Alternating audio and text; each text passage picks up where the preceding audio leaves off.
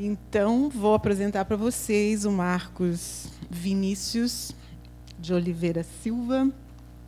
Primeiro eu vou ler assim, o currículo formal dele, ele já riscou a metade aqui, mas o Marcos ele é psicólogo, nosso colega, mestre em saúde pública pela Universidade Federal da Bahia e doutor em saúde coletiva pela Universidade do Estado do Rio de Janeiro.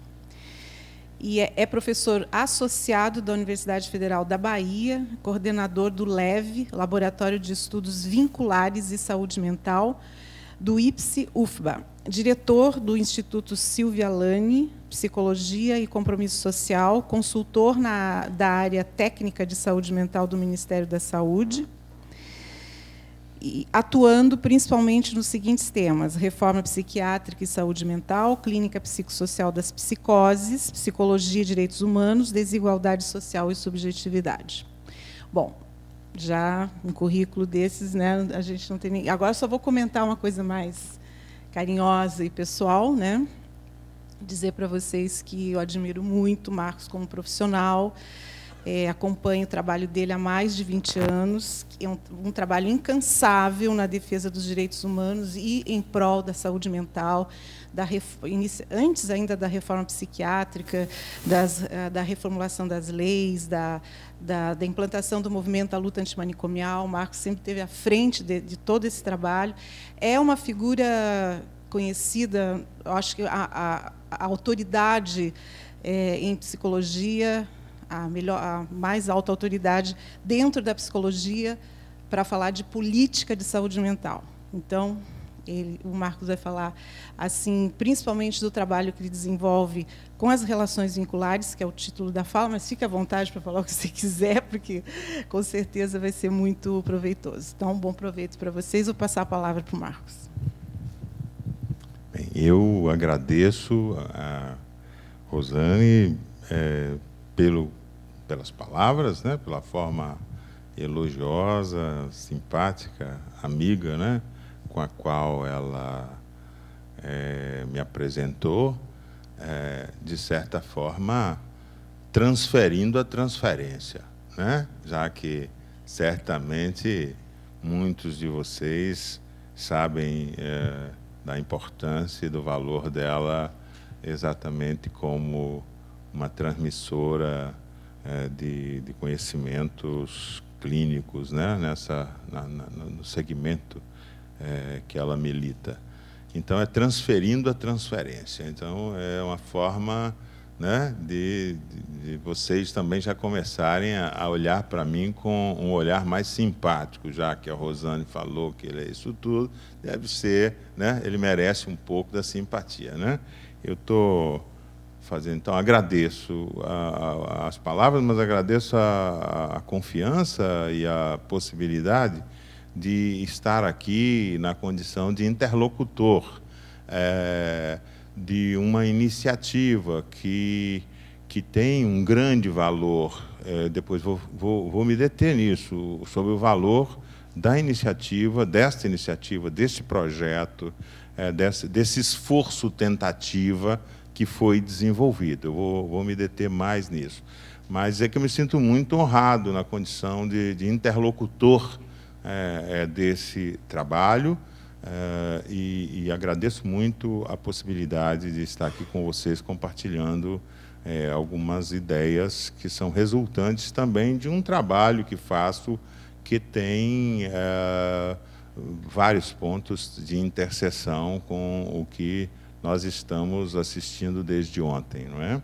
Então, agradeço vocês também pela audiência e de alguma forma, desde ontem que fui provocado um pouco pelo meu xará na sua palestra e na sua conferência, e ontem fiquei com algumas ideias sobre o objeto, né, arte, e sobre as significações que se fizeram circular aqui sobre a arte recurso. Não vou falar arte como recurso, não, né? Ou recurso arte, né? Eu sei sempre que entrar nesse assunto, entrar numa polêmica enorme, porque nós temos uma disputa acirrada sobre a definição do que é arte, para que ela serve, quando é arte, o que não é arte, né? Essa disputa vem de períodos onde esse aspecto estava mais, de fato, no plano conceitual, mas hoje essa disputa é atravessada pelo mercado, né? O mercado estabelece a necessidade de qualificar, desqualificar. Me lembro aqui do Pierre Bourdieu, no livro A Distinção, exatamente tomando o tema da arte para refletir sobre gosto, né? Sobre gosto, e para trazer para nós, sobretudo os psicólogos, né, isso é importante, uma visão de que gosto, que parece algo tão pessoal, né? Gosto que parece algo tão singular, que diz do meu ser mais específico, que na verdade esse gosto, né? E aí envolve inclusive o gosto relativo a essa esfera da cultura, de que esse gosto na verdade é de classe social, e de que na verdade as disputas sobre o gosto são disputas políticas de classe social, né? Quando a gente diz que uma coisa é brega, ou quando a gente diz que uma coisa é cult, na verdade nós estamos tomando partido num mercado complexo. Então, eu acredito que talvez não tenha sido esse o principal. Pelo contrário, pelo que pude assistir, eu estava passando um pouco de mal a hora que vim pela manhã, já estou bem melhor. Mas o que pude assistir, as próprias duplas também se viram concretamente com esse problema, que é o problema de dizer assim, afinal de contas, o que a gente está fazendo aqui? O que é isso? Sou psicólogo, estou fazendo, é um trabalho psicológico, é de uma orientação psicológica, tem uma vertente psicológica dando sustentação, mas isso é psicologia, isso não é psicologia. Qual a parte disso que é o quê? Não é? Óbvio que são processos muito complexos e não caberia agora a gente querer ficar discriminando que partes de que é o quê, né? De certa forma, o significante arte esteve presente. E a ideia, talvez que tenha estado presente, ainda que não tenha sido citada aqui, a ideia forte que esteve presente, certamente em estado bruto, foi a ideia de acessibilidade, né? Que, na verdade, foi um trabalho que dialogou com a questão de que acesso têm as pessoas, com boas surpresas, e que algumas eram até pianistas, né? De que outras já tinham um livro escrito, são surpresas, né? Porque às vezes a gente vai pensando que são pessoas que não têm acesso, porque são pessoas de um certo status social, de uma certa condição, de um certo limite, né? E a gente se surpreende, até percebe aí uma articulação entre arte e cultura, e como essa articulação arte e cultura, de fato, mereceria, por parte de nós, que somos maioria psicólogos, que nos interessamos pela área da clínica, mereceria de nós mais atenção, né? Mereceria de nós mais atenção. E por que nós não damos mais atenção? Porque nós, psicólogos, temos uma tradição, que eu vou falar dela, preciso de falar dela, dessa tradição. Nós, psicólogos, temos uma tradição de pensarmos o tema da clínica a partir de uma referência do que é clinicar, que, sem dúvida nenhuma, a principal fonte dessa referência será a prática médica, num primeiro momento. Afinal de contas, temos que nos lembrar que Dr. Freud, que eu considero que é o iniciador das tecnologias de cura pela palavra, o cara que disse, a palavra pode servir, né? E nós somos sujeitos que trabalhamos muito, né, com o recurso de pôr as pessoas para falarem, de estarmos com as pessoas falando e as pessoas falarem, né? Então, dentro dessa tradição, ele iniciou seu trabalho dentro de uma tradição médica. Era um neurologista fazendo uma pesquisa, fazendo uma investigação sobre isso, antes do antes dos achados que vão dar origem à psicanálise. É um neurologista. Então, a medicina é uma das fontes originais da possibilidade de uma clínica com as pessoas. Então, nós temos que nos dar conta do quanto, ainda que rejeitemos um pouco a estupidez dos médicos, assim dizemos em boca pequena, em pequenos grupos de psicólogos, né, como são estúpidos e não percebem tantas coisas que nós percebemos, né, somos mais espertos do que eles. Mas, para além disso, é preciso reconhecer, o que eu acho que é mais problemático, reconhecer o quanto da herança deles que nós temos, né, o quanto dessa herança, das concepções que vem deste modelo que definiu estándar, que definiu a possibilidade de alguém tratar de alguém, né? O quanto que herdamos desta dimensão da institucionalização, de um fazer, de uma prática da medicina, as nossas práticas psicológicas, sobretudo as nossas práticas psicológicas consultoriais. Nossos consultórios são muito semelhantes a outros consultórios quaisquer que existem por aí. Então, herdamos muito da medicina do ponto de vista de uma certa formatação da nossa prática e da nossa compreensão sobre o que significa atender alguém, o que significa fazer clínica com alguém. Então, herdamos da medicina muito. Então, acho que é preciso a gente ficar atento a isso para ver como é que essas heranças são... porque heranças todos temos. Assim, heranças que nós não nos damos conta são as mais problemáticas, né? Heranças que você não sabe que tem herança é a mais problemática. Porque se você sabe, você pode manejá-la, você pode trabalhar com ela. Pois bem, acho que, do ponto de vista desta condição, temos muito dessa prática, mas também vou voltar aqui a dizer que a psicanálise oferece o primeiro modelo estándar de atender pessoas não utilizando mais, o Dr. Freud não utilizando mais o seu conhecimento biológico para atender as pessoas, mas, digamos, ensaiando ali um outro tipo de conhecimento, não é? Um outro tipo de conhecimento. Então, uma clínica mental que não seja internação em hospital psiquiátrico, que, aliás, o Dr. Freud lidava muito tranquilamente com essa ideia. A pesquisa que ele faz é uma pesquisa a partir dos pacientes, e vários dos seus discípulos iniciais são pessoas vinculadas ao meio. E qual o meio? O meio que, naquele momento, só conhece uma forma de tratar de pessoas que têm transtorno mental, internando num hospital. Onde a tecnologia que é exercida dentro do hospital, na verdade, é uma tecnologia que hoje a gente ridiculariza, né? A balneoterapia, né? Deixar um sujeito imerso em água durante uma semana até a pele descolar para ver se isso fazia algum impacto no comportamento dele, né? A laborterapia, que na verdade era botar o sujeito com a enxada na mão para capinar a área, por quê? Porque era preciso fazer alguma coisa. Hoje nós achamos risíveis as terapias que haviam no interior dos manicômios, até Freud. Achamos risíveis, ridículas, absurdas. Mas Freud faz uma ruptura do ponto de vista da clínica mental. É uma ruptura, porque ele diz, não, é possível tratar de uma outra coisa.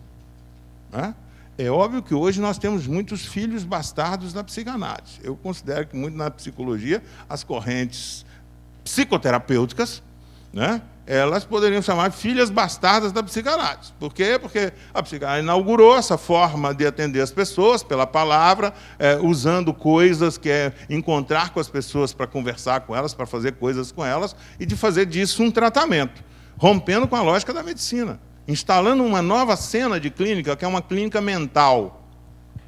Né? Uma clínica mental, uma clínica com a coisa mental. Eu gosto da coisa mental, porque aí não ficamos equidistantes de definições psicológicas, psiquiátricas, né? A coisa mental. Então, nós temos uma inauguração de uma tradição de trabalho com a coisa mental, que é inaugurada por por esse desdobramento da pesquisa que o Dr. Freud fazia lá nos seus ambulatórios, no seu hospital, e que depois dá origem ao que se chamou uma clínica psicanalítica. Eu estou querendo dizer que a psicoterapia ela tem inspiração, a psicoterapia, a ideia de psicoterapia, clínica psicoterapêutica, tratamento psicoterapêutico, ela tem toda a ideia derivada de quem tornou isso possível primeiro. Quem tornou isso possível primeiro foi a instauração da cena de atendimento. Ou vou dizer aqui, para ficar mais adequado, este tratamento ele instaura um setting. E nós temos muitos imitões do setting. Nós podemos dizer que pouco se criou deste setting e pouco se rompeu com esse setting. O setting qual é? Tem uma secretária, tem um horário, uma agenda que anota o nome das pessoas, as pessoas marcam, aí elas vão, fazem uma conversa, aí você marca depois para ela voltar, ela volta, e ela volta sequenciadamente, tantas vezes, ela paga por voltar tantas vezes, ela paga pelo número de vezes que ela frequenta. Isso aí não tem novidade nenhuma. Isso aí é a pura tradição que existe, porque foi assim que começou as coisas e que, efetivamente, é assim que se ensinou nas faculdades, da maior parte dos psicoterapeutas são psicólogos, se ensinam nas faculdades, nas clínicas, escolas. Ensina-se que isso aí é clínica. Isso é grave, porque ensina-se que isso é clínica. Então, ensina-se que esta tecnologia de trabalho com a coisa mental, orientada por qual corrente teórica que seja, é a clínica. Então, nós somos os que dissemos que nós fazemos psicologia clínica, que nós somos clínicos. Que lástima, quando, mal e porcamente, conseguimos, às vezes, ser psicoterapeutas. E de uma psicoterapia desinformada acerca da sua inscrição nesse universo mais complexo que se chama universo dos fazeres clínicos, né? Então, nós precisamos de reposicionar a nossa compreensão, entendendo que dominar uma tecnologia psicoterapêutica sobre uma orientação teórica é um detalhe no universo do conjunto das tecnologias de orientações teóricas, que é, por sua vez, um detalhe no universo de uma coisa chamada clínica, que envolve não corrente teórica, que envolve não ter uma sala e as pessoas irem para fazer isso ou aquilo comigo durante um período nessa sala, mas que envolve uma concepção de receber sujeitos movidos por um tipo de mal-estar, dizer que eu estou aqui para tratar desse mal-estar e que, para tratar desse mal-estar, eu começo estabelecendo de que se trata esse mal-estar, que nós podemos chamar essa pergunta de uma pergunta diagnóstica, não é? De que se trata esse mal-estar? Uma vez que eu localize as minhas hipóteses acerca de que se trata esse mal-estar, eu levo esta minha hipótese para o terreno das ideias, onde eu tenho uma pletora, um depósito de ideias sobre mal-estar, razões, modos de ser, modos de expressão, comparo esse mal-estar singular que está na minha frente com o que eu imagino aqui, com esse patrimônio de conhecimento que eu tenho sobre a situação, para identificar que este singular ainda não está lá presente, ou ele faz parte, ou parece com algum desses que estão aqui. Por exemplo, pessoas que têm problemas, distúrbios alimentares. Desculpe, eu não devia dizer assim. Eu devia dizer pessoas que, por exemplo, comem e vomitam depois, e ficam vomitando, já foram no gastroenterologista, já fizeram todas as radiografias e mapeamentos, scanners e tal, e não encontraram nada, e essa pessoa vai lá para mim e diz, não tenho nada, a medicina me diz que não tem nada. né? E aí eu, vendo esse caso singular, digo, se repete essa e essa situação, eu vou lá no meu imaginário, na minha biblioteca simbólica que trago na cabeça e digo, pessoas que estão vomitando, papapá, tem essa história, isso deve se tratar de um distúrbio alimentar. Aí eu vou na literatura sobre distúrbio alimentar para quê? Para poder enriquecer minha capacidade de interpretar e de ser capaz de estabelecer. Então, isso eu não estou fazendo com a pessoa na minha presença. Também um pouco acontece, sem dúvida. Isso não é tão estanque, a pessoa está na minha presença. Mas isso são momentos diferentes. O momento que eu recebo, o momento em que eu estudo, o momento que eu formulo minha hipótese diagnóstica e o momento em que, portanto, eu estabeleço um plano de tratamento, né, que também a gente chama, na clínica, no método clínico, a gente chama esse plano de tratamento, a gente chama de fazer uma prescrição. Né? Uma prescrição. Eu prescrevo, então você vai vir, vai fazer assim, vai comportar assim, vai fazer dessa e dessa forma. Se eu fiz essas duas operações, que é a operação diagnóstica, e que se eu fiz uma prescrição, eu vou, eventualmente, posso fazer uma prescrição e dizer, você vai ser tratado por fulano de tal, que eu acho que é o melhor para você. Mas eu digo, não, você vai ser tratado comigo. Eu vou selecionar entre as minhas tecnologias terapêuticas, eu vou selecionar, eu estou falando do tipo ideal, né, gente? Isso eu estou querendo destacar os momentums que compõem um processo que, para nós, é tudo natural. A pessoa chega, a secretária passa para a gente recebe, tudo isso faz um pouco inconscientemente. Eu estou querendo trazer a ideia de que tem um processo complexo por detrás da operação de atender as pessoas. E esse processo complexo é o método clínico. Né? Então, eu posso, inclusive, fazer um prognóstico. Pelo que eu já vi na minha história de atender pessoas, e pelo que eu estou vendo aqui, e pelo que eu li, e pelo que me contaram, e pelo que eu escutei no congresso, eu acho que isso vai dar certo. Eu acho que se eu fizer isso, isso vai dar certo. Eu faço um prognóstico. Eu estabeleço uma expectativa sobre a minha condução sobre isso. Então, eu estou destacando esses momentos, por quê? Porque é preciso que a gente resgate a ideia de que nossa questão pode encontrar equacionamento, estruturação, numa compreensão do que eu estou chamando aqui de método clínico. E que, lamentavelmente, eu acho que nós somos pouco explicitadores desses diversos momentos, dessas diversas dimensões que constituem a ação da clínica. Pois bem, tudo isso eu falei para dizer que, tendo essa história e fazendo dessa maneira, a nossa clínica, o nosso fazer psicoterapêutico, que nós, psicólogos, chamamos de clínica, e chamamos de nossa clínica, né? O nosso fazer psicoterapêutico, ele segue determinados estándares da comunidade da qual nós fazemos parte, seja psicanalista, seja gestaltista, seja behaviorista, tem os estándares do comportamento, das atitudes, das posturas. Não é? E esses estándares que nos orientam, que na nossa formação, no estágio, a gente aprende com o colega, falando, faz isso primeiro, faz isso depois, tal, a gente aprende o estándar. Esse estándar passa, portanto, a cumprir um papel na nossa ação de psicoterapeutas, que é o papel de sustentar conscientemente, para uns do ponto de vista de explicitar explicitamente ou implicitamente, passa a sustentar uma ideia que é a ideia de enquadre.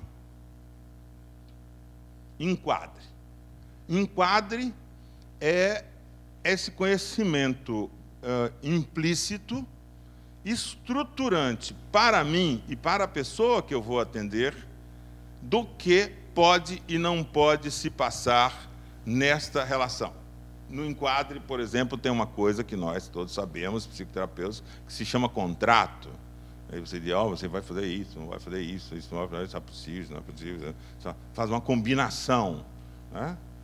tem ali a sua secretária, ou a secretária eletrônica, aí se diz, você pode deixar recado, eu não atendo telefone, fale. São as regras que ajudam a sustentar uma relação ao longo do tempo.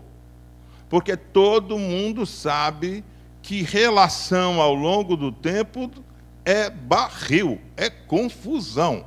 É ou não é? Todas as conjugalidades, é barril. Relação sustentada ao longo do tempo é chances 1000 de criar confusão. Tá? Então, para que um psicólogo tem um enquadre? Porque umas correntes teóricas definem certos enquadres preventivamente para evitar confusão. Fazer uma condução que evite confusão. Então, este enquadre, ele tem, ao mesmo tempo, um papel de regulação da objetividade da nossa relação com as pessoas, mas ele incide também na nossa subjetividade, na nossa disposição subjetiva. E nós esperamos, não exigimos, mas esperamos que possa impactar de alguma forma a disposição subjetiva daquele que nós vamos tratar. Ainda que nós saibamos que da parte dele, ele vai subverter essas disposições, porque afinal de contas ele está ali para ser tratado e ele tem um problema. E ele não está ali para seguir as regras que eu, terapeuta, coloco para mim mesmo exercer a minha relação com ele. Ele tem direito de transgredir essas regras, porque faz parte da dificuldade dele vir e transgredir essas regras. Eu, psicoterapeuta, eu não tenho muito direito de transgredir essas regras, porque eles são algo que me garante uma determinada perspectiva de sucesso técnico, mas que me garante, sobretudo, a possibilidade de um manejo ético desta relação. Então, a gente tem que entender que enquadre não é uma bobagem. Enquadre, todas as correntes teóricas de psicoterapia têm seus enquadres, têm seus modos de estruturação. Entendam enquadre como modo de estruturação. Agora, nós não podemos... O que é lamentável é que, muitas vezes, os modos de estruturação são vividos como dogmas, como regras imutáveis, como leis, como coisas que o profeta Maomé escreveu no Alcorão, como coisas que o outro Moisés escreveu nas tábuas da lei.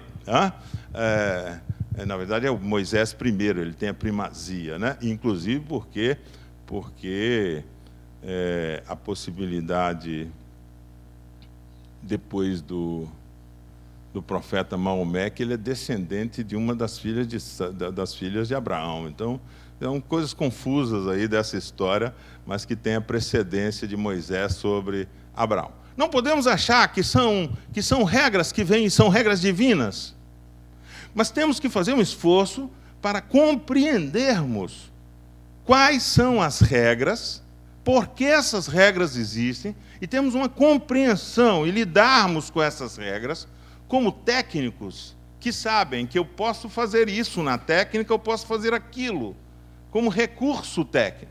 Lamentavelmente, o modo de relação e de operação com os enquadres que são estabelecidos no universo da prática psicoterapêutica no nosso país, eu não sei nos outros países, mas esse eu conheço bem, eles têm um papel em si, mas falta muitas vezes uma consciência, um para si, acerca desses recursos do enquadre. Falei isso tudo, usei esse percurso para falar do enquadre, porque a partir de 1987, quando inicia-se nesse país um empreendimento chamado Movimento dos Trabalhadores de Saúde Mental por uma Sociedade Sem Manicômios, até o ano de 1993, onde estive com a Rosane no primeiro encontro nacional da luta antimanicomial, onde o movimento por uma sociedade sem manicômios virou movimento antimanicomial, né? Virou uma coisa estruturada, né? Ganhou um enquadre político, né? Um enquadre político. Então, nesse período, nesses anos, nesses 6 anos de confronto com as práticas instituídas, as práticas mentais tornadas disponíveis e instituídas, não é? Com suas correntes teóricas, com suas linhas, com suas concepções. Nesse período, os instituidores desse trabalho entenderam por bem que não havia nenhuma corrente teórica presente no campo psicológico, psiquiátrico, psicanalítico, com autoridade para falar qualquer coisa sobre como tratar de loucos fora do hospício. Por quê? Porque até então ninguém tinha feito isso. Portanto, não aceitaríamos a autoridade das correntes teóricas virem ditar regras, dizer dos seus achados ou das suas ideias, para estruturar um modo de fazer de algo que era absolutamente novo, inusitado. Tratar de pessoas psicóticas sob a perspectiva de que o tratamento era tornar possível a sua presença na vida social. Era abolir o recurso disponível para a sociedade para que, quando essas pessoas apresentassem grau de complexidade para a convivência com as outras pessoas, a sociedade pudesse remeter essas pessoas para o campo da internação psiquiátrica e, portanto, resolver o problema de lidar com pessoas que são difíceis, estão com dificuldades no plano das relações sociais. Se ninguém, até aquele momento, no ano de 1987, e aí, obviamente, quando eu falo ninguém, eu não estou considerando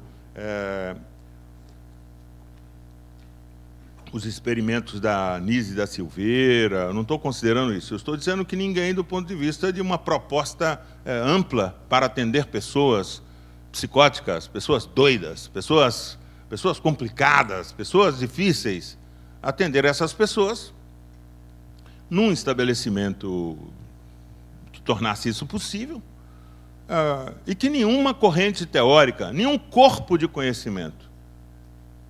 E eu digo nenhum, porque às vezes a psicanálise, e sobretudo a psicanálise lacaniana, que tem uma grande contribuição para inovações clínicas no campo freudiano, para novidades, para abrir, né, um pouco o modo fechado como uma Associação Internacional de Psicanálise conduzia até então o que era fazer uma prática de psicanálise, né? Mesmo esses estavam na França muito confortáveis convivendo com os manicômios franceses. Ou seja,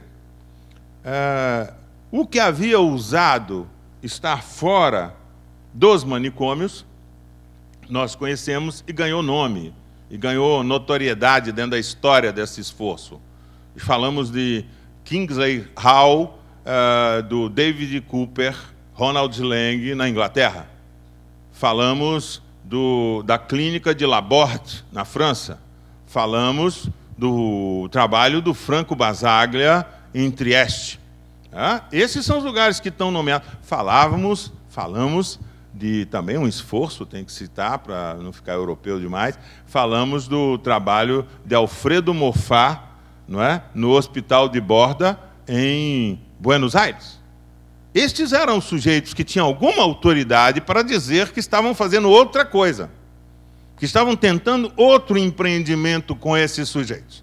Mas o resto dos lugares instituídos, das cátedras, das academias, das associações, dos grupos, das confrarias, das igrejas teóricas, ninguém tinha autoridade para tratar desse assunto conosco.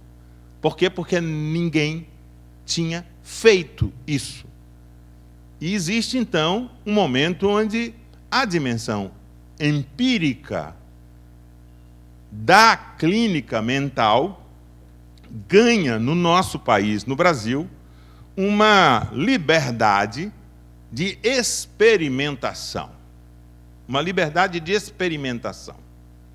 Essa liberdade de experimentação eu considero os anos mais fecundos, que vão, por exemplo, iluminar o CAPS Itapeva, na Rua Itapeva, lá na Avenida Paulista, em São Paulo, que vão iluminar os primeiros empreendimentos em 88, feitos pelo Davi Capistrano e Roberto Ticanori, na cidade de Bauru.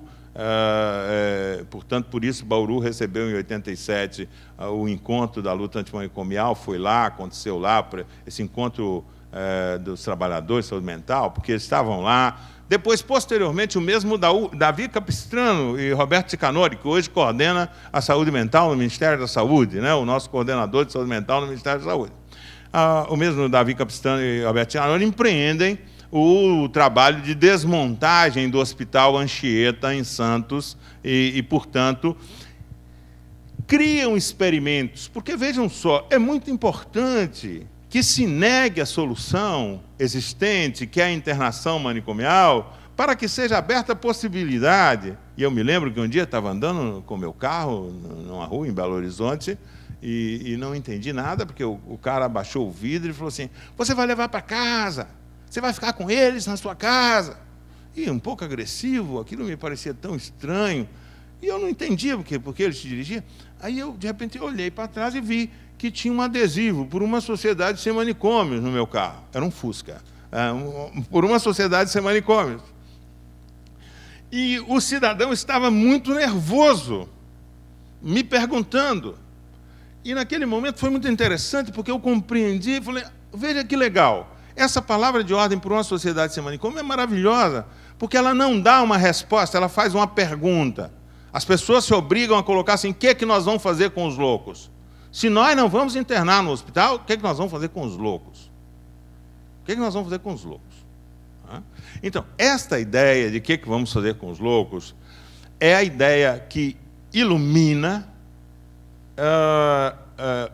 o início de um novo momentum, que é o momentum ao qual quero associar o projeto da arte solidária, que é um momento que comporta muitas dimensões experimentais no trato com a coisa mental, no fazer com a coisa mental. Dimensões experimentais que também vão se instituindo, hein? Falamos de fatos dados e passados há mais de 20 anos. E o tempo enrijece, o tempo engessa, o tempo congela, né, o que não é vivificado suficientemente. Então, nós poderíamos pensar que nós temos hoje um momento de crise nas práticas clínicas do campo da reforma psiquiátrica. Qual é a crise? Uma crise de crescimento. Cresceu demais, expandiu demais, generalizou demais, banalizou demais, simplificou demais, né? Então, o caldo, que era um caldo consistente, porque ele tinha que empurrar as autoridades constituídas pelos saberes e práticas no campo mental, esse caldo, né, você vai pondo água no caldo, o caldo virou uma sopa rala que não alimenta ninguém. E aí nós podemos compreender a desorientação dos nossos centros de atenção psicossocial do ponto de vista da clínica ou do ponto de vista do que fazer, do como fazer, do porquê fazer. Pararam de inventar e repetem uma água rala de 20 anos atrás. Ninguém imaginou que há 20 anos atrás estivesse produzindo potência suficiente para continuar gerando. A potência tem que ser gerada a cada momento da intervenção. A própria intervenção tem que ser geradora de potência para a intervenção. Então, temos muitas coisas potentes acontecendo, mas temos um tanto de outras coisas impotentes acontecendo no âmbito dos centros de atenção psicossocial.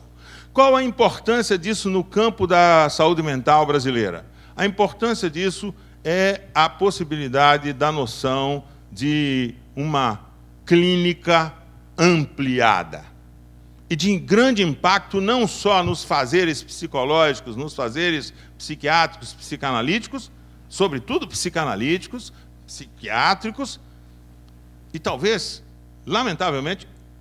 os psicólogos sejam os ainda um tanto refratários, sobretudo no processo da formação. Me aposentei há 4 meses da Universidade Federal da Bahia, posso falar de que a formação em psicologia ela ainda é conservadoríssima do ponto de vista dos empreendimentos da clínica ampliada.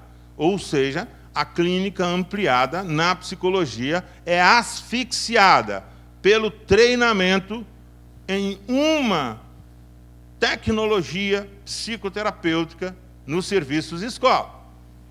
É muita pobreza, porque o sujeito teria condição de aprender um mundo de coisas, e aí eu vou aprender uma só, e só quero saber dessa, e você dessa. E é óbvio que isso traz um empobrecimento para a sua perspectiva. Empobrecimento do ponto de vista das potencialidades do fazer clínico, das milhares de coisas que eu, como alguém investido do poder terapêutico, alguém investido da autoridade jurídica, acadêmica, de exercer uma atividade em uma condição terapêutica, de que poderia acionar essa condição terapêutica de forma ampliada para cobrir diversas dimensões, necessidades, possibilidades, inventando eu próprio, ajudando a construir uma teoria desses fazeres, desses modos de ser. Lamentavelmente, as pessoas abrem mão disso em nome de uma determinada, de um determinado afunilamento, que nem sempre, isso não é genérico, isso não é generalizável. Estou dizendo que isso, estou falando de uma perspectiva de análise do campo brasileiro, né? É óbvio que isso comporta muitas diferenças, singularidades na forma como as pessoas lidam com isso, como os grupos. Então, para mim, é muito prazeroso vir aqui ao encontro, a este encontro. Eu já tive aqui uma outra vez a convite da Rosane e do Marco para uma atividade formativa lá na clínica, que eles, no curso de especialização que eles mantêm. E para mim, eu estou falando das correntes teóricas, eu sei que aqui é um encontro de psicólogos gestaltistas, não é nenhuma falta de educação, não. É que eu estou dizendo isso aqui porque eu posso dizer que, efetivamente, esses lugares de aprendizagem e de treinamento, eles vão se distinguir pela sua disposição experimental. E nós estamos aqui hoje para apreciarmos os efeitos de uma disposição experimental que vai no campo das tecnologias, dos fazeres, que podem ser acionados para abordar o sofrimento das pessoas. Então, eu considero que aqui eu posso fazer a crítica, né, ao modo cerrado, fechado, como as correntes psicoterapêuticas lidam, o modo careta, empobrecido, reducionista, como as correntes teóricas do campo psicoterapêutico, sobretudo tal como são ensinados na psicologia. Eu posso fazer essa crítica aqui, porque, efetivamente, nós estamos aqui exatamente para apreciarmos o esforço integrativo, o esforço de ampliação do leque de recursos, o esforço para criar novas possibilidades de intervir junto a pessoas que são portadoras de transtorno mental. Né? Então, acho que, assim, por si só, isso justificaria, não fosse a amizade de longo tempo com a Rosane, que eu quisesse estar aqui com vocês, compartilhando disso, porque isso é algo que precisa de ser celebrado. Isso é muito importante. Isto é o novo. O novo é experimentação no campo dos fazeres clínicos. Problema. Ok, ao nos liberarmos do jugo, da dominação, da regra estrita das correntes teóricas, para empreendermos a nossa empiria para lidar com as pessoas portadoras de transtorno mental, quando livramos daquela pressão de que você não pode fazer isso, você não pode fazer aquilo, isso não é assim, os psicóticos são assados, não pode atender assim, não pode atender assim. Como você vai? Vou repetir frases dos primeiros CAPs, onde eu participei do empreendimento. Como que eu vou atender as pessoas assim? Eu atendo a pessoa e depois eu tenho que ficar aqui o dia inteiro ela convivendo comigo? Isso não é benéfico para a transferência, isso não vai dar certo. Então, se eu atendo a pessoa, eu tenho que ficar separado dela. Ela só tem que ter contato comigo na hora que ela chega no meu consultório e entra para dentro. Senão, a transferência vai ser contaminada. Foram essas frases que nós ouvimos. Esta era a censura que as correntes psicanalítica, o psiquiatra, eu não vou participar, eu atendo a pessoa, eu não vou participar, não vou discutir a medicação com a família dessa pessoa. Eu dou a medicação e está dada a medicação. Quer dizer, então, essas resistências havidas naquele momento, nós tivemos que desautorizar e dizer, olha, aqui está se buscando fazer uma coisa que não foi feita. Até agora você fez o que você fez, e o seu saber dá conta de fazer coisas que você sabe fazer. Aqui é para se produzir um saber sobre algo que você ainda não fez. O campo da clínica ampliada, portanto, ele se constitui... o que é hoje, por exemplo, que certamente todo mundo sabe, trabalha nesse campo da saúde, sabe, tem uma expressão na saúde pública brasileira, hoje universalizada, que todo mundo já deve ter ouvido, que se chama acolhimento. Não é isso? Todo mundo lida com a ideia de acolhimento. Acolhimento foi inventado. Inventado por quem queria fazer um outro jeito. É um conceito que nós criamos.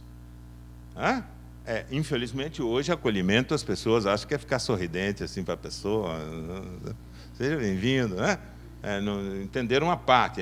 Reproduz, às vezes, a parte mais formal, né? Mas é assim com os conceitos e a aprendizagem dos conceitos. Isso que eu chamei de sopa rala. A pessoa não se dá conta que acolhimento é um conceito que tem uma potência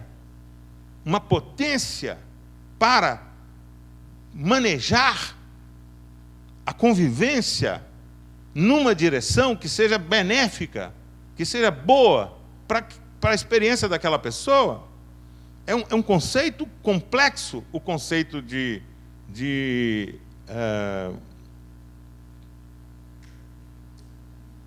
esse conceito é um conceito complexo.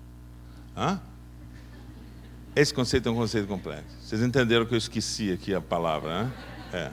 Acontece, são os ônus de tanto tempo, né? Acontece. Então, é isso. As pessoas falavam de fazer a recepção. Né? Vejam só, o que antes era a recepção dos pacientes, virou uma outra coisa, virou acolhimento. É um outro conceito, é uma outra lógica. Isso é inventar a teoria para dar sustentação para a empiria. Isso é criar Lego, como diz a Fernanda Nicásio, que também foi da experiência de santo. Tem que criar Lego, pecinha de encaixar. Novas palavras, novos conceitos, novas palavras que traduzam compreensões diferentes, que traduzam outras formas de fazer. Né? Acho que esse trabalho, que aqui se apresenta, é um trabalho que está em busca de criar novas palavras. Novas palavras para poder definir essa possibilidade.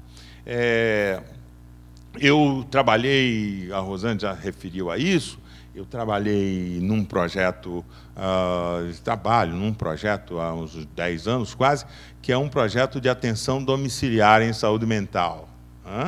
Então, por exemplo, assim, ontem o Marcos se referiu, né, à história das duplas, e eu fui comentar com o Gonçalo, dizendo as duplas, né? Por que nós fazemos em dupla? Aí, de repente, comentando uma vez comigo, dupla é uma coisa legal. E eu falei, eu expliquei as minhas razões para fazer em dupla. Né? O Gonçalo antes falou assim, eu acho que você deve ter tirado isso da Igreja Católica, do Cristo, que mandou ir em dupla os apóstolos. Né? Eu falei, pode ser, a fonte última ninguém sabe. Né? Vá em dupla os apóstolos e preguem por aí. Mas é isso. É isso, a ideia de que fazer em dupla, um com o outro, um para dar suporte ao outro, um para dar apoio. No meu caso, eu brincava com os alunos, que eu coloquei em dupla, porque meio psicólogo com meio psicólogo, era estudantes, né? Meio psicólogo com meio psicólogo vai dar um psicólogo, então precisava de 2 para dar 1. Né? Era uma brincadeira que a gente fazia lá no programa de estágio de atenção domiciliar com os estudantes. Estou juntando meio com meio, vai dar 1. Então, por isso. Mas a questão de um exercer a função de controle do outro, controle no sentido mais portenho, né? Que nós usamos supervisão, né? Eles usam mais, às vezes, a palavra controle, né?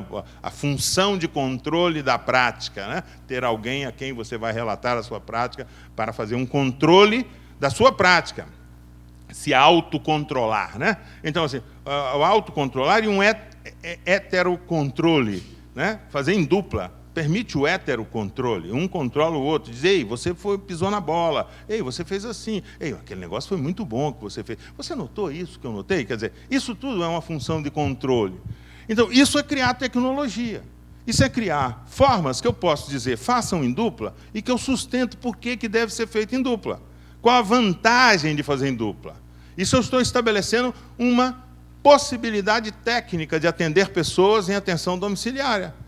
Vão sempre em dupla, porque as chances de fazer esse trabalho em dupla são maiores do que fazer o trabalho indo uma pessoa em cada casa.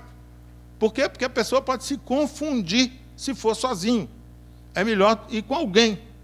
Isso é inventar tecnologia. Isso é criar enquadres para a prática, dentro de uma clínica ampliada. Vocês entendem? Então, nós temos que nos desgarrar um pouco daquela dimensão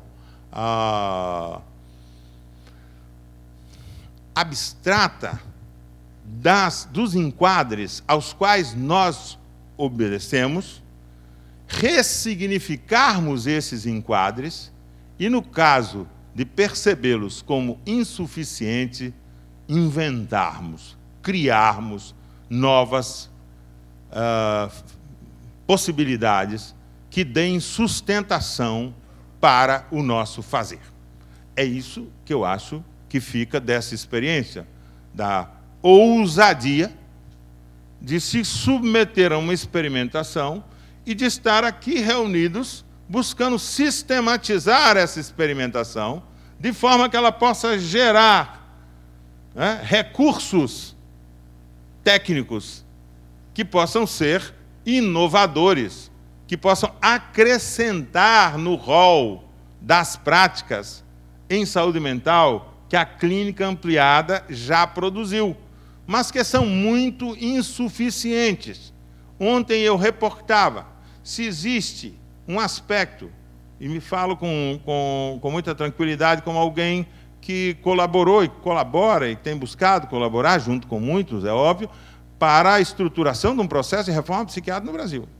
Eu tenho hoje uma avaliação de que talvez o elo mais frágil da reforma psiquiátrica brasileira seja que nós produzimos o CAPS, celeiro de engendramento de invenções, lamentavelmente reproduzindo o menu básico, mas celeiro de invenções, celeiro de criações, celeiro de possibilidades novas, de experimentações sobre como fazer o cuidado com as pessoas que são portadoras de transtornos mentais.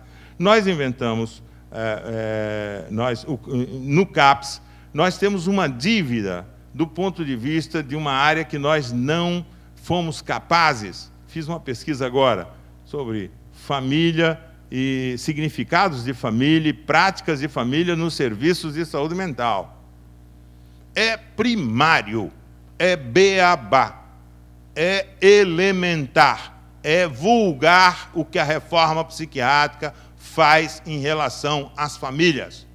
A tal reuniãozinha de família, o tal atendimento onde família vira uma pessoa, um familiar que vai. Atendia a família, é uma pessoa da família que foi lá. É como se eu desse conta da realidade complexa de uma família através do relato de um dos seus membros. Vamos falar sério. Isso não se sustenta. Isso não é atender família. Isso não tem nada a ver com se aproximar do objeto complexo que é o viver em família. O viver em família nas nossas classes populares. Das dinâmicas complexas que estruturam as ondas, os feixes afetivos dentro dos domicílios nos quais nós adentramos para fazer esse trabalho. Então, certamente, talvez esse aspecto não tenha sido destacado para os monitores, mas certamente os monitores, se pararem para refletir, certamente pensarão, e alguma coisa dos relatos aqui hoje traduzir isso para mim, pensarão, refletirão sobre manejos. Né? Aquela senhora que falou, não precisa mais vir, não, e não permitiu que o trabalho continuasse, não possibilitou que o trabalho continuasse.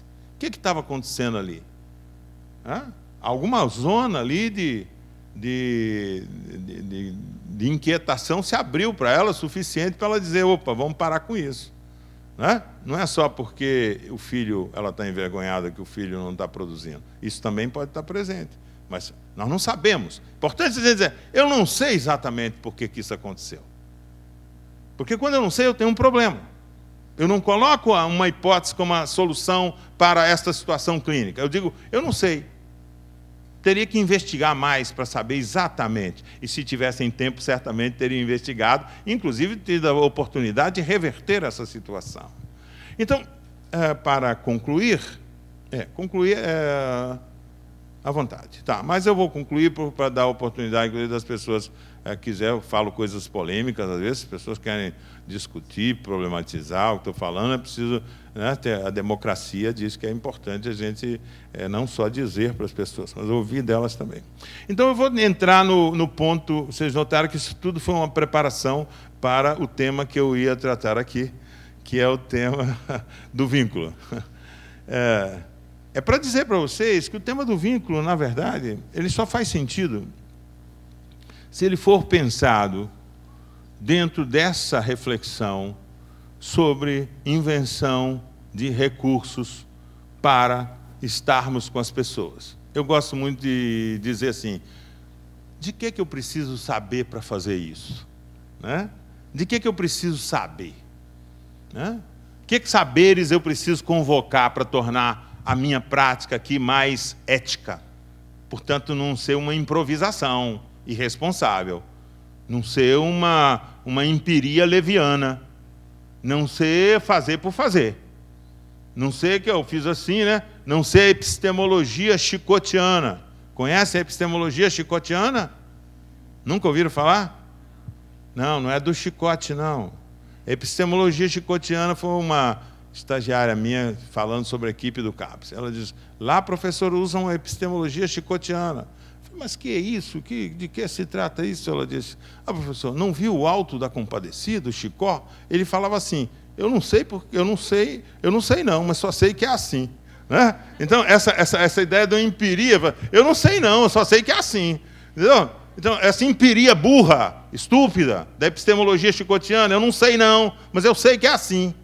Né? Nós não podemos, é isso, nós que somos da clínica, não temos direito de nos guiarmos, de sermos chicotianos.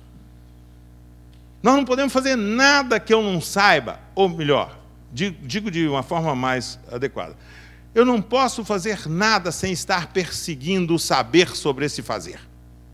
É óbvio que eu faço coisas que eu antecipo, que eu nem sei exatamente por que fiz. Mas eu não posso abandonar a perspectiva de que eu tenho que buscar justificar para mim mesmo e para o meu par, o meu colega, aquele que também estuda a mesma coisa, trabalha com a mesma coisa. Por que é que eu estou fazendo isso e não fiz aquilo? Não se trata de um horário político eleitoral gratuito, onde o político vai lá e fala a merda que ele quiser na televisão. Não é assim. Eu só posso falar coisas que eu acho que estão justificáveis. Falando disso, eu acho que vai provocar isso e isso. Se eu falei, mas por que eu fiz isso? E o que provocou? Eu tenho que aprender alguma coisa das situações empíricas que resultam da minha prática clínica. Eu não posso ser leviano em relação à teoria. Certo? A teoria não mais, desde o começo da reforma psiquiátrica, a teoria não mais vai nos ditar como fazer Por quê? Porque nós não queremos que ela nos dite como fazer. Mas a teoria estará no nosso fazer como um recurso de compreensão de por que eu faço, como eu faço, por que eu faço o que eu faço e não faço outra coisa qualquer. É para isso que eu preciso da teoria. A teoria que me permite sustentar perante os colegas a minha ação como a melhor ação naquela circunstância. Não uma improvisação. Não uma aventura que eu não tenho a menor ideia de onde vai dar. Não. Porque isso podem fazer os que não ganham para atender as pessoas. Mas quem ganha para atender as pessoas, seja do salário do Estado, seja do paciente que lhe paga, não tem direito de agir dessa forma. Sua vizinha pode fazer isso. Ah, falei isso com ele, azar. Vamos ver no que vai dar. Ela pode fazer isso. Ela não é um profissional. Mas nós, profissionais, temos uma ética. Ganhamos para isso. Então, nosso saber tem que ser nossa prática tem que ser sustentada em um saber. Ela não tem que ser derivada de um saber. Ela não tem que ser reflexo de um saber. Por quê? Porque a clínica é soberana. O encontro clínico é soberano. Se a teoria falou que alguma coisa não ia acontecer e aconteceu, está errada a teoria. Porque o que tem primazia, prioridade, é o encontro clínico e o que aconteceu no encontro clínico. Então, se trata de que, depois do encontro clínico, eu vou ajustar a teoria. Eu vou mexer na teoria, porque na vida a gente não mexe na vida. A vida tem a concretude que ela tem. E dentre esses conceitos que sustentam essas práticas, esse tema da clínica ampliada, há um conceito que ele é fundamental, muito desprezado, muito pouco trabalhado, muito pouco desenvolvido, ainda que muito repetido e utilizado vulgarmente, mas que está a merecer um aprofundamento teórico de todos nós. Esse conceito é o conceito de vínculo. Esse conceito é o conceito do que torna possível uma relação continuada ser sustentável. Ser sustentável. A sustentabilidade dos empreendimentos relacionais que nós estabelecemos.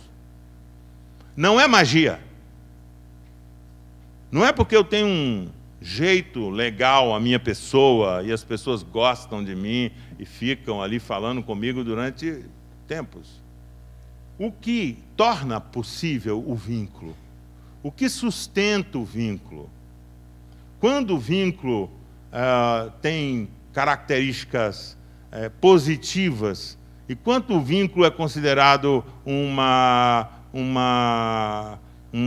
situação maléfica para os processos que estão em curso. Vínculo só tem terapeuta com terapeuta?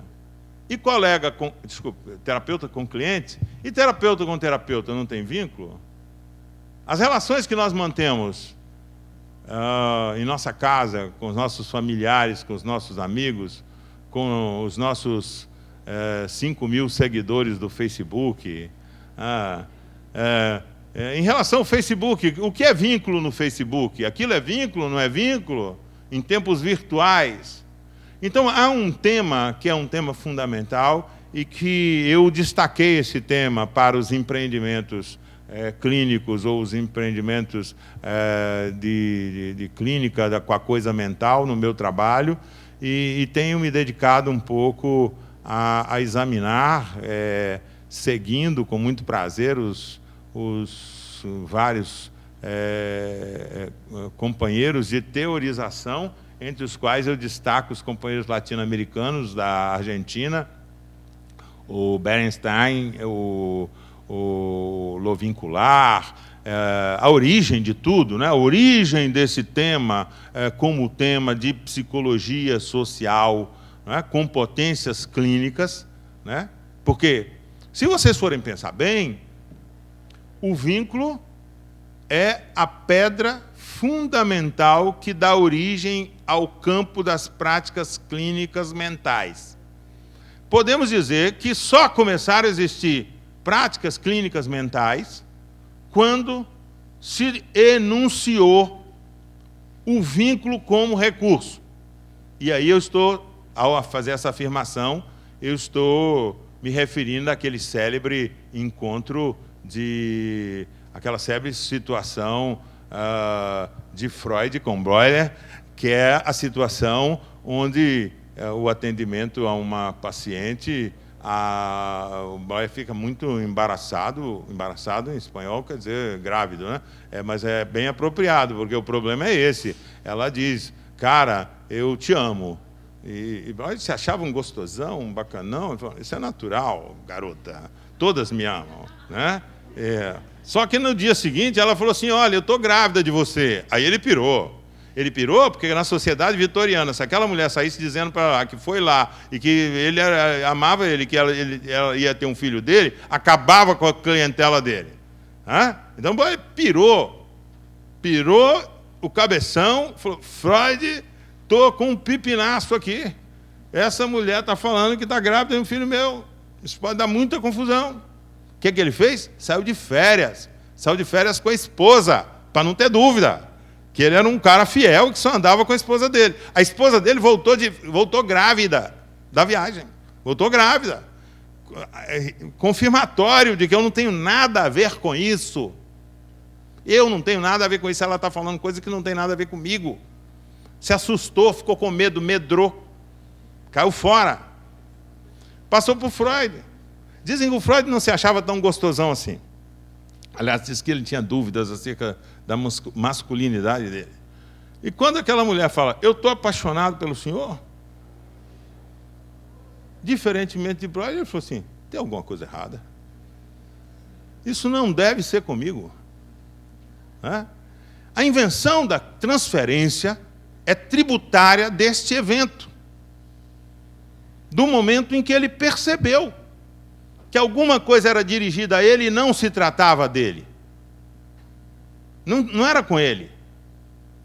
Vejam só, isso parece uma coisa banal e simples.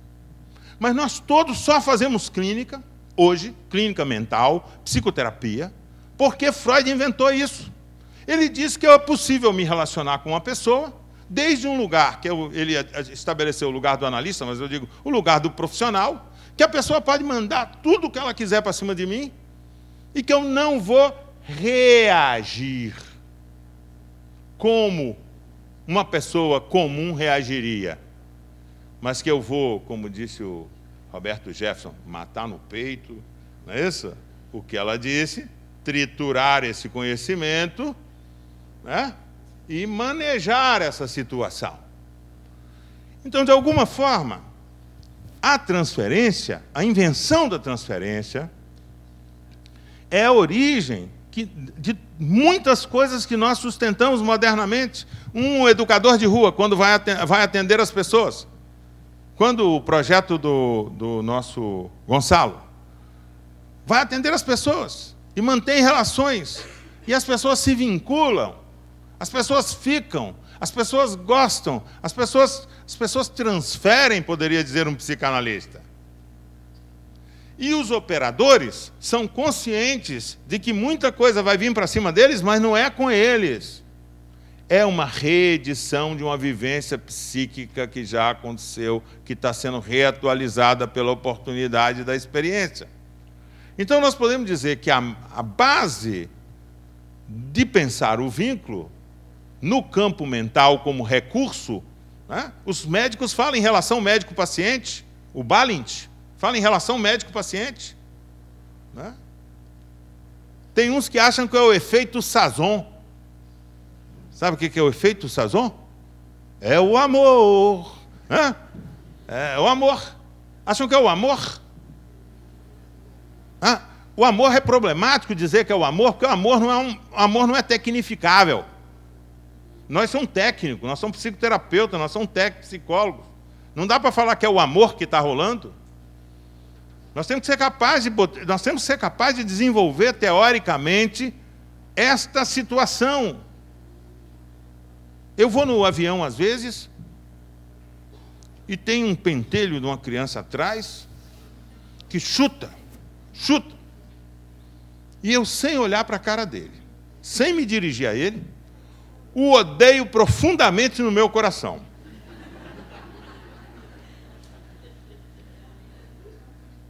Vejam, sem olhar para a cara dele. Esse ódio que eu tenho no meu coração, pela situação, ele não traduz um vínculo que eu estou estabelecendo com esse ser que está atrás de mim, que eu nem sei quem é esse ser. Eu estou me vinculando a ele. Por quê? Porque eu estou, em mim, fazendo uma atribuição a ele. Uma atribuição afetiva, uma carga afetiva direcionada. Se ele virar para mim e eu falar com ele, pô, cara, para de chutar, você está me perturbando o sono, eu quero dormir. E se ele for uma gracinha e fala, ei, tio, não se preocupa não, é legal dormir, mas vamos ficar acordado também, que é bom e tal. De repente eu posso, no decorrer, transformar isso em uma relação simpática. Eu posso desenvolver dentro de mim ele que era ele, mesmo sem eu saber qual era a cara que ele tinha, pode virar um ele agora encarnado, com cara e com comportamento e possibilidade de reciprocidade, e eu posso desenvolver em relação a ele um afeto profundo e uma amizade, sair dali dizendo, nossa, que garoto legal, e depois querer ir visitá-lo na casa dele e levar um presente para ele. Posso ser acusado de síndrome do Michael Jackson, mas digamos que fora dessas mentes poluídas, poderia ser uma situação dessa, de que eu tenho um interesse sincero por aquele ser, por aquela criança. Algo se criou. Por outro lado, ao eu me comportar desta forma com ele, algo também acontece, eu me crio dentro dele sob determinada forma, eu existo, passa a ter uma existência, uma significação. Por isso é que fala afeto. Afeto é o efeito do outro sobre mim. Afeto não é o que eu sinto. Autoctonamente, tá bom. Não é o que eu sinto assim, desde mim, sem nada. É o que eu sinto em mim a partir de uma possibilidade projetiva no outro. Ora, gente, isso nos leva a um território que é o território do estudo do vínculo. De que é isso que o Freud chamou no começo de transferência. O Pichon Rivière, muito espertamente, disse assim, eu não quero isso na mão dos psicanalistas, porque transferência, eles tecnificaram a transferência. Eu quero isso no lugar da psicologia social. E julgou para o tema do vínculo como base de uma psicologia social. O vínculo como um recurso fundamental de compreensão e de intervenção em psicossocial. Em psicologia social. Antecipei. Eu disse assim, e hoje, todas as intervenções que se fazem nesse país e na América Latina, e onde quer que esse signo exista, chamada de intervenções psicossociais, são intervenções que estão baseadas na possibilidade de uma relação vincular com um sujeito.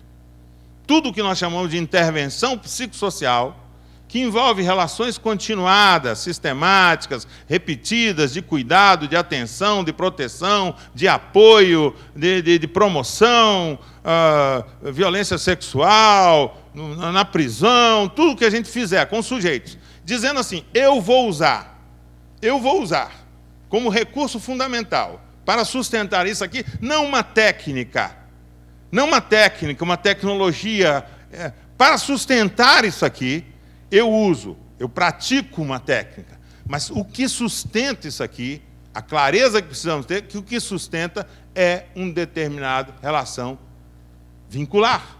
E fora do vínculo não tem salvação. E fora do vínculo não se acontece nada. E se não existe uma relação de vinculação entre um sujeito que atende, posto num lugar de reconhecimento pelo atendido, como um sujeito que é positivo ou negativo, mas aí o terapeuta pode manejar isso, a negatividade, inclusive, né? É como compreendendo que não é com ele, como Freud disse, não é comigo. Então, este é um recurso.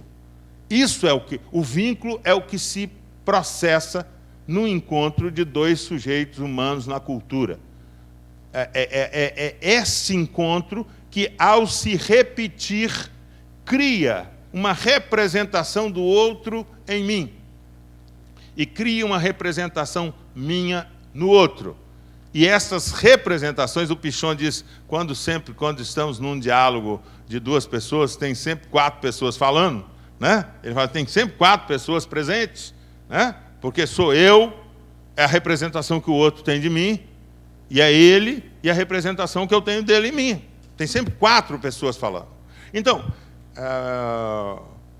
isso é mais uma provocação, é uma pista, é uma ideia para vocês de como prosseguir nessa investigação. Essa investigação é acessível para todo mundo. E nós devemos prosseguir. Ela é fecunda. Ela é fecunda porque qualquer coisa que a gente faça, seja arte e terapia, seja tratamento no CAPS, seja educador social na rua, seja no CRAS, seja onde nós estivermos fazendo, se nós somos um bom psicólogo, se nós somos um bom técnico nessas intervenções, nós está operando, seja porque nós sabemos fazer isso de forma prática, mas nós não teorizamos sobre isso, porque nós achamos que isso é natural, que isso é da natureza. Não é natural, é um efeito que não é natural. É um efeito que tem origem no encontro e nos modos que o encontro se processa e nos lugares que eu ocupo para o imaginário do sujeito e o lugar que o sujeito ocupa no meu imaginário. Isso é psicologia social básica, elementar. É básica porque não é fácil. É a base de uma psicologia social. É isso que Pichon Rivière desenvolveu. Leiam o livrinho célebre que chama Teoria do Vínculo, em Pichon Rivière. Está estabelecido as bases dessa compreensão de que esse é o combustível que sustenta a possibilidade de que eu possa ser alguém para alguém. No caso, um terapeuta, um agente, um operador, né? E que eu, ao fazê-lo, faço desde um lugar profissional, me limitando, contendo, fazendo uma contenção acerca da minha expressão singular. Para quê? Para que a expressão singular do outro possa se expressar com toda a exuberância e que eu, desde a minha contenção da minha expressão, seja alguém que administre, eu gosto da palavra maneje. Concluindo, eu digo para vocês, então, de que eu, no Laboratório de Estudos Vinculares de Saúde Mental, nós estamos interessados em desenvolver, analisar, estudar, investigar tecnologias relacionais baseadas em manejos vinculares. Tecnologias relacionais baseadas no manejo vincular, nos manejos vinculares. Entendemos que aí incluem-se todas as psicoterapias, todas as relações médico-paciente, todas as relações onde alguém cuida de alguém, seja na terceira idade, seja na infância, na adolescência, tudo que é sustentável. Né? A sustentabilidade é um conceito da ecologia hoje muito importante. Né? Para que eu possa ter sustentabilidade nos processos relacionais que envolvem a minha prática técnica, como clínico, como psicoterapeuta ou como operador de um projeto social, como o Gonçalo desenvolve, eu preciso, não é que eu preciso, eu posso fazê-lo sem consciência do fenômeno de base fundamental que está garantindo que ele aconteça.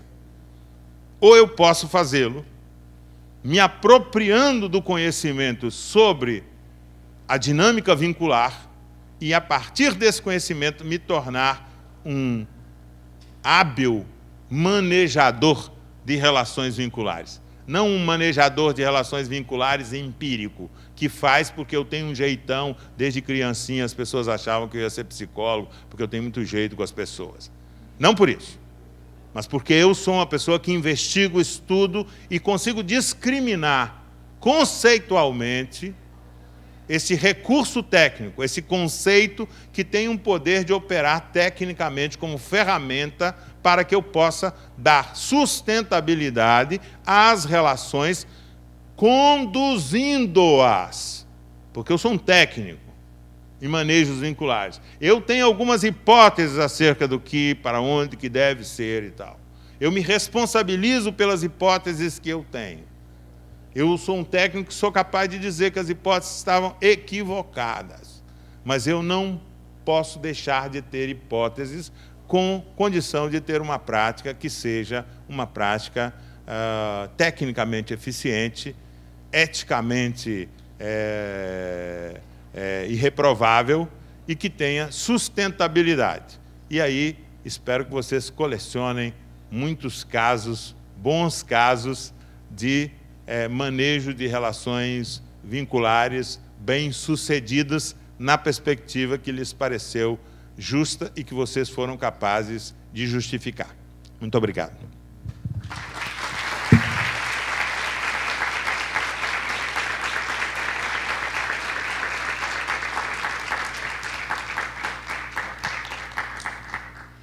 Bem, eu também fiquei muito instigada e muito cativada pela tua fala. Estou trabalhando como AT há pouco tempo, na realidade, estou também descobrindo essa área ainda, e me sinto um pouco incomodada, na realidade, com essa coisa do vínculo. Eu sinto que as pessoas têm um distanciamento muito grande e, às vezes, de uma forma muito negativa, egocêntrica e, como você falou, superior, assim, como se o vínculo fosse uma coisa negativa que não faz parte do ser humano e que não pode ser uma ferramenta útil, né, nisso tudo.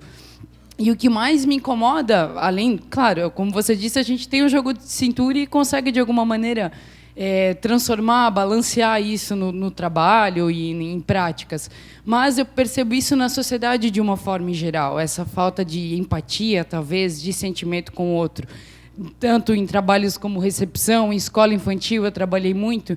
Então, nós trabalhávamos com crianças, às vezes, por mais de 8 horas por dia, que não tinham vínculos com os pais nesse período, ficavam 7 dias por semana distante deles e criavam vínculos muito fortes com a gente. E nós éramos repreendidos por isso. Não podíamos pegar no colo, não podíamos dar carinho, não podia criar uma afetividade. E isso foi me assustando um pouco, porque por que isso não pode se tornar uma ferramenta? Então, na realidade, não tem uma pergunta específica, mas é um agradecimento, uma ternura ao que você falou, porque, para mim, isso é tudo. Obrigada pela tua fala. Boa tarde, professor. Eu sou Christophe, eu sou da área da medicina chinesa, trabalho com acupuntura. Embora assim, a minha área seja uma área de abordagem que parte de uma perspectiva do ser humano numa ótica mais vibracional, assim, mais bioenergética, mas só fala muito de encontro com o que eu venho vivendo, enquanto terapeuta acupunturista, com meus pacientes ao longo desses anos aí. E essa semana ainda estava falando com a minha mãe, que é gestalt terapeuta, que a dona Valdete está aqui na minha frente, e ela está aqui falando sobre essa coisa dessa mente original, né? Essa coisa dessa mente original que está dentro de todos os indivíduos, mas da qual as pessoas não se dão conta, né? E eu trazia para ela essa coisa que vai de encontro com a tua fala, que é essa coisa de se dar conta dessa mente original, enquanto esse espelho que reflete, e nesse meio desse refletir, eu me dou conta dessa reflexão e passo aí, então, a exercer uma intervenção. No meu caso, é claro, essa intervenção tem todo um conjunto de técnicas muito específicas da medicina chinesa, mas eu sou super adepto dessa coisa do ouvir, do dialogar, e assim, me sinto muito feliz pela sua fala, achei maravilhoso, e assim, foi de encontro com uma reflexão que eu venho vivendo nos últimos anos, assim, né? Até conectada a esse mundo da meditação, da medicina chinesa, a gente acaba vivendo essas experiências que a Gestalt chama de campo, né? A gente tem uma perspectiva um pouco diferente, que seria essa coisa do Qi, da energia do Qi, mas que a gente vê esse Qi com muita clareza. É claro, é tão claro como se tivesse escrito nos livros. E tá, mas é difícil entender. Obrigado, valeu.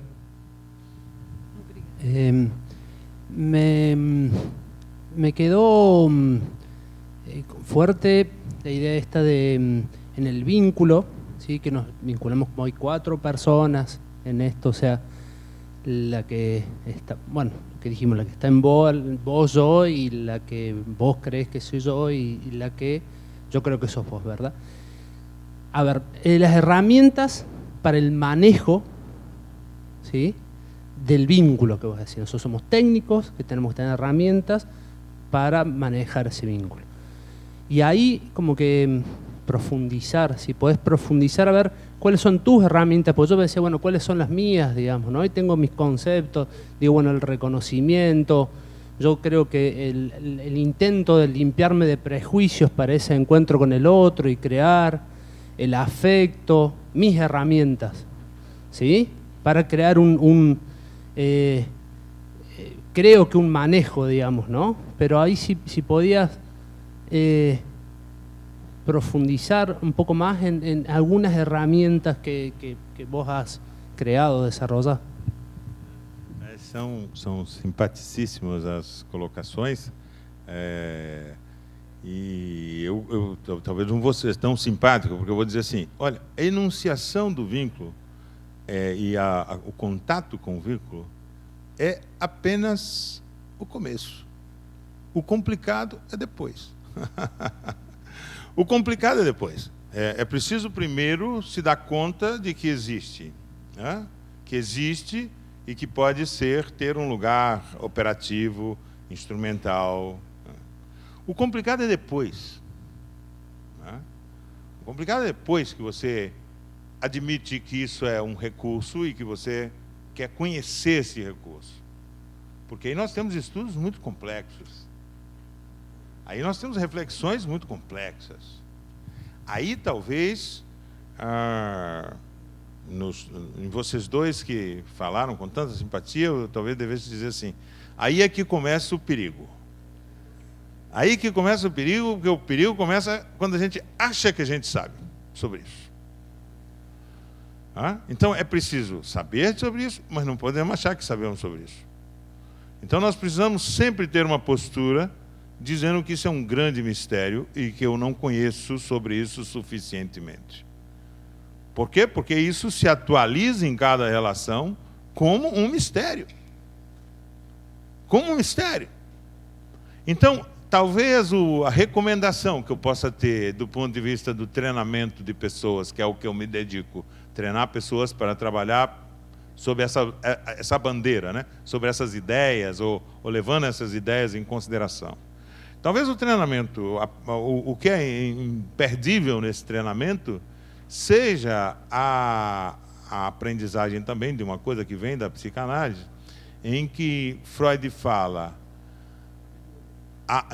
Freud não fala isso. Na verdade, assim, eu não sei quem fala isso. Eu vou falar agora.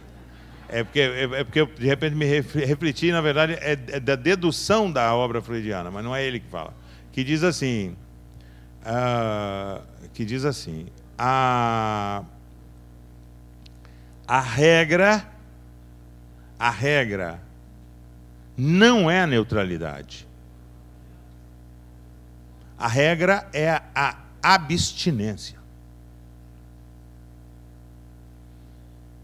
Muitas vezes os terapeutas dizem que eles têm que ter uma posição que tem uma certa objetividade para lidar com a subjetividade do outro.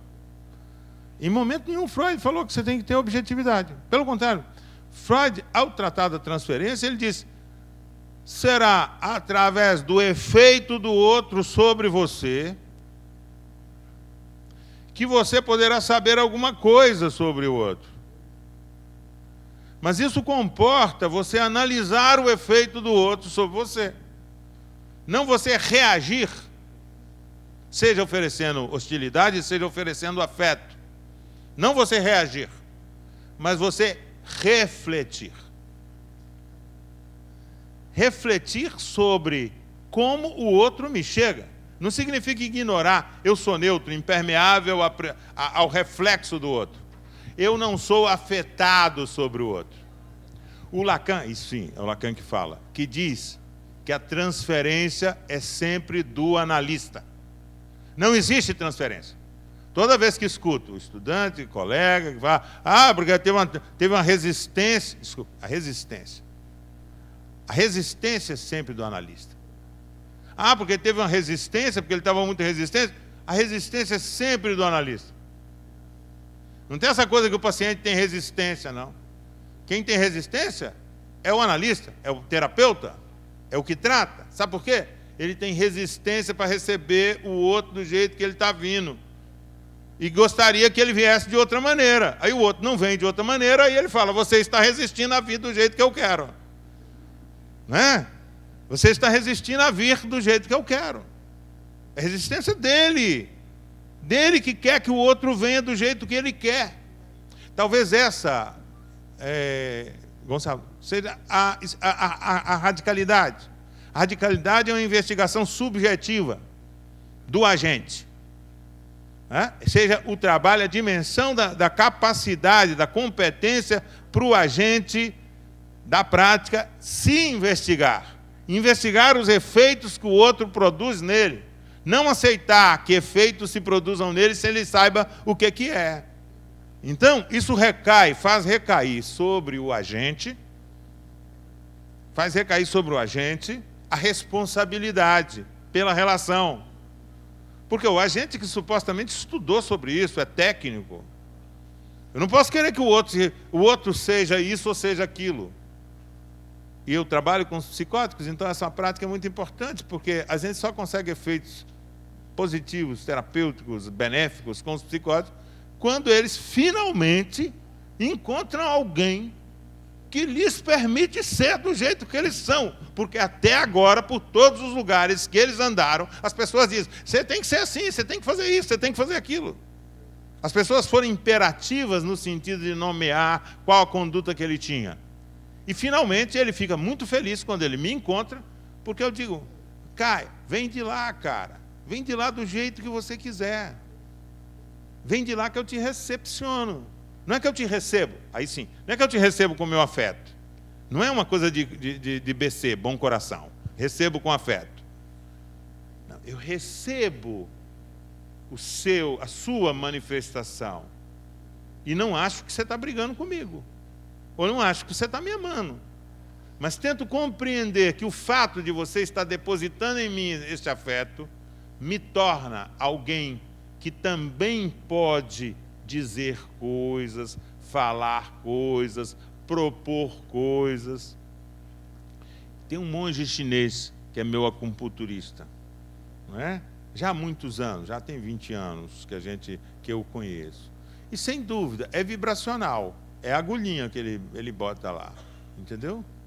Mas ele sempre que entra, abre e fala assim, professor, como está o professor? Está indo bem, sua casa, tudo tranquilo, tudo bem, que coisa é, professor? Tem que preocupar. Ele fala umas coisas que eu imagino que ele fala para todo mundo, genéricas, assim, é muito estresse hoje na vida, tem muito estresse, tem que desestressar, o estresse faz muito mal. Ele tem uma conversa, mas eu sinto que a hora que ele faz essa conversa, ele está sustentando a relação dele, a minha relação com ele.